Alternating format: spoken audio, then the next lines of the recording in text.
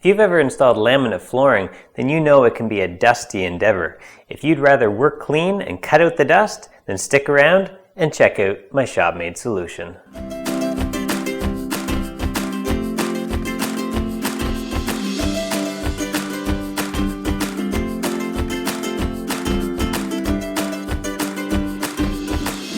Hey guys, and welcome to another episode of DP Shop Talk. And today we're going to be taking a look at my dust-free setup for cutting laminate flooring with a circular saw.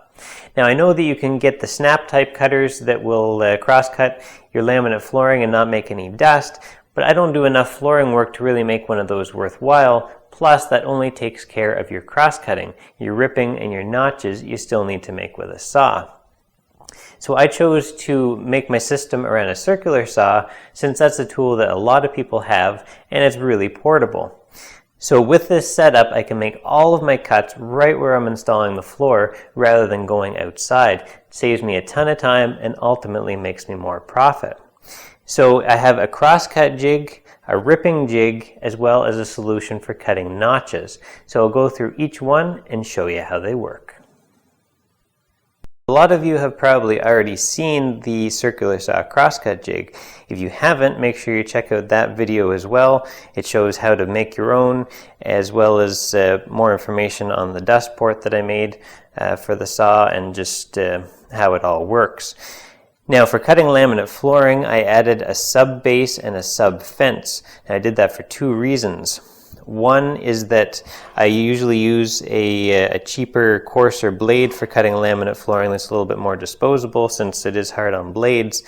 And that blade is a little bit wider kerf than the fine cut blade that I normally use. So I didn't want the kerf in the main jig to get widened and lose that zero clearance accuracy. So that avoids that from happening. And also it brings the flooring that much closer to the saw, which helps improve the dust collection. So it basically works like a sliding miter saw where the saw slides back and forth on these rails and makes a very accurate and clean cut. So the jig can be set up right on the floor, right beside where you're working, which is a huge time saver. So you make the mark you want for the length, take that mark, line it up with the kerf line in the fence, and that gives you an accurate cut every time. Now I use a IVAC switch to start and stop my dust extractor, so that lets me easily control that without having to go to the vacuum to turn it on and off. So I'll start up the vacuum and we'll make the cut.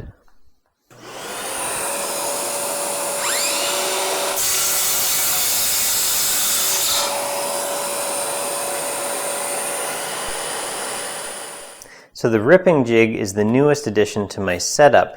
And it's basically designed for the saw to sit in, and the saw is held in place with these two eccentric discs, the same as the jigsaw scribe base.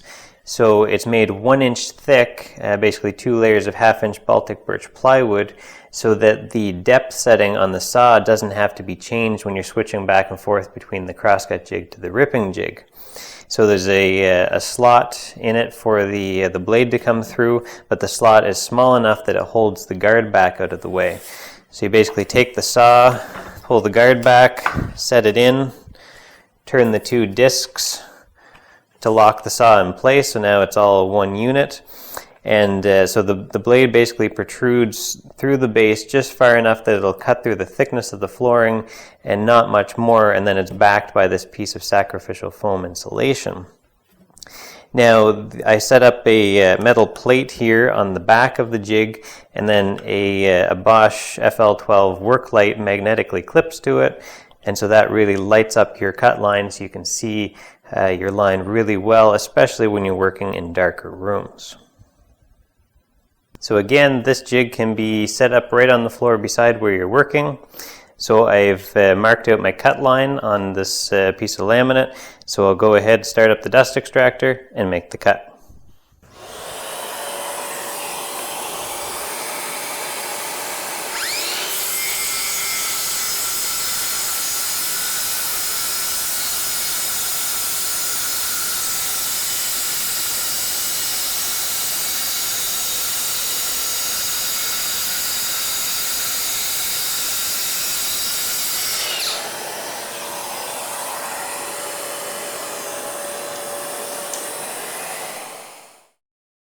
So to make notched or curved cuts, I use my Bosch jigsaw, which has built-in dust collection, which works really good for this application since you need some dust collection capabilities there.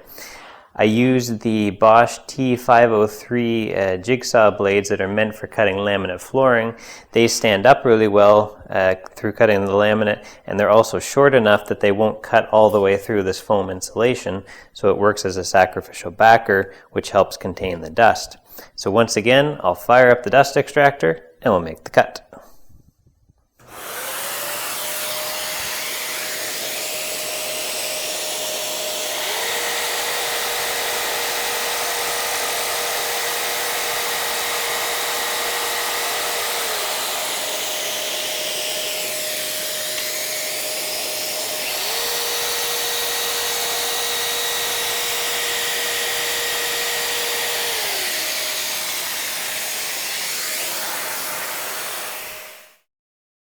Now switching back and forth between the jigs is quick and easy, which is key. So to go from ripping to cross-cutting, it's just a matter of turning those two eccentric discs that I mentioned earlier and taking the saw and moving it over to the cross-cut jig, and it registers on those rails. Now I've been using these jigs for a lot more than just flooring. The crosscut jig I've had for a few years now, and I use for lots of different tasks in the shop and on site. Now the ripping jig I just recently designed specifically for doing flooring, but I've been using that for a lot of other things as well. Like the last kitchen install I did, I used it for ripping down the kick bases in place and making all sorts of different trim cuts, since you can work right in the space that you're installing in and not make any mess. Now if you'd like to see a couple of videos of me using both of these jigs on my last flooring install on site, I'll put the links in the video description below. Now both of these videos are on my Instagram account, and if you don't already follow me on Instagram, I would highly recommend it, since that's where I put a lot of my updates, tips, tricks, and what's coming up. Now as I've mentioned before, I'm not a huge social media fan, but I have really come to like Instagram. It's got a lot of really helpful information on there, especially for woodworkers. So that's a look at how my dust-free laminate flooring setup works. It lets me do flooring jobs much faster than I used to be able to when I did all my cutting outside. And when time is money, that really matters. Now it's not just limited to laminate flooring either. If you're doing hardwood flooring, you could use the same jigs and accomplish the same thing. So I hope you found this video helpful. If you have, don't forget to like, share, and subscribe. And as always, make sure you leave your ideas, questions, and thoughts in the comments below. If there's something that I haven't covered in enough detail, let me know what your questions are, and I'll make sure I answer them. So thanks for watching, and until next time, let's talk shop.